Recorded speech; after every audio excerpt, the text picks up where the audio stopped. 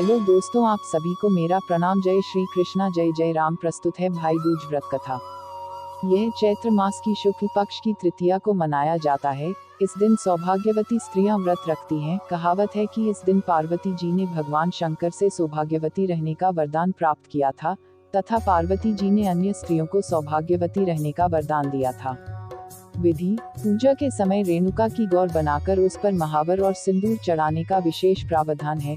चंदन, अक्षत, धूपबत्ती, दीप, नैवेद्य से पूजन करके भोग लगाया जाता है। विवाहित स्त्रियों को गौर पर चढ़ाए सिंदूर को अपनी मांग में लगाना चाहिए। गणगौर व्रत कथा। एक बार भगवान शंकर पार्वती जी एवं नारद जी के साथ भ्रमण हेतु चल दिए। वे चलते चलते चैत्र शुक्ल तृतीया को एक गांव में पहुंचे। उनका आना सुनकर ग्राम की निर्धन स्त्रियां उनके स्वागत के लिए थालियों में हल्दी अक्षत लेकर पूजन हेतु तुरतम पहुंच गई।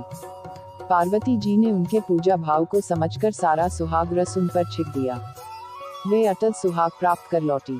धनी वर्ग की स्त्रियां थोड़ी देर बाद अनेक प्रकार के पकवान सोने चांदी के थालों में सजाकर पहुंची। इन स्त्रियां को देखकर भगवान ने पार्वती से कहा, तुमने सारा सुहाग रस तो निर्धन वर्ग की स्त्रियों को ही दे दिया, अब इन्हें क्या दोगी? पार्वती जी बोली, प्राणनाथ, उन स्त्रियों को ऊपरी पदार्थों से बना रस दिया गया है, इसलिए उनका रस धूती से रहेगा, परंतु मैं इन धनी वर्ग की स्त्रियों को अपनी अंगुली चीरकर रक्त का सुहाग रस दूंगी, जो मेरे समान सौभाग्यवती हो जाएंगी। जब इन स्त्रियों ने पूजन समाप्त कर लिया तब पार्वती जी ने अपनी अंगुली चीरकर उस रक्त को उनके ऊपर छिड़क दिया। जिस पर जैसे छींटे पड़े उसने वैसा ही सुहाग पा लिया। इसके बाद पार्वती जी अपने पति भगवान शंकर से आज्ञा लेकर नदी में स्नान करने चली गई। स्नान करने के पश्चात बालू की शिवजी की मूर्ति बनाकर पूजन किया, भोग लगाया तथा प्रदक्षिणा करके 2 कणों का प्रसाद खाकर मस्तक पर टीका लगाया। उसी समय उस पार्थिव लिंग से शिवजी प्रकट हुए तथा पार्वती को वरदान दिया, आज के दिन जो स्त्री मेरा पूजन और तुम्हारा व्रत करेगी उसका पति चिरंजीवी रहेगा तथा मोक्ष को प्राप्त होगा।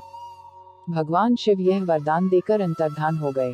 इतना सब करते करते पार्वती जी को काफी समय लग गया।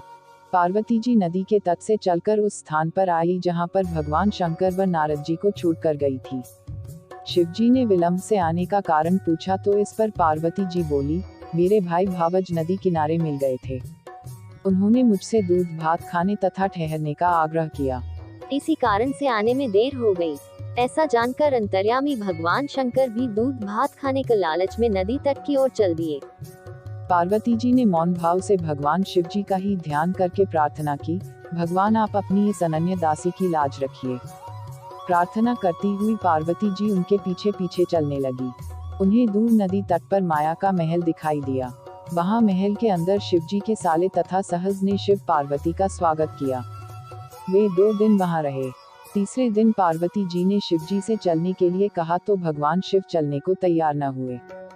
तब पार्वती जी रूठकर अकेली ही चल दी। ऐसी परिस्थिति में भगवान शिव को भी पार्वती के साथ चलना पड़ा। नारद जी भी साथ चल दिए। चलते चलते भगवान शंकर बोले, मैं तुम्हारे मायके में अपनी माला भूल आया। माला लाने के लिए पार्वती जी तैयार हुई तो भगवान ने पार्वती जी को न भेजकर नारद जी को भेजा। वहां पहुंचने पर नारद जी को कोई महल नजर नहीं आया। वहां दूर दूर तक जंगल ही जंगल था। सहसा बिजली कौंधी। नारद जी को शिव जी की माला एक पेड़ पर टंगी दिखाई दी। नारद जी ने माला उतारी और शिव जी के पास पहुंचकर यात्रा कर कष्ट बताने लगे। शिव जी हंसकर कहने लगे, यह सब पार्वती की ही लीला है। इस पर पार्वती जी बोली, मैं किस योग्य हूँ, यह सब तो आपकी ही कृपा है। ऐसा जानकर महर्षि नारद जी ने माता पार्वती तथा उनके पतिव्रत प्रभाव से उत्पन्न घटना की मुक्तकंठ से प्रशंसा की। धन्यवाद आप सभी का। आपका दिन सुखमय हो। ओम साई राम।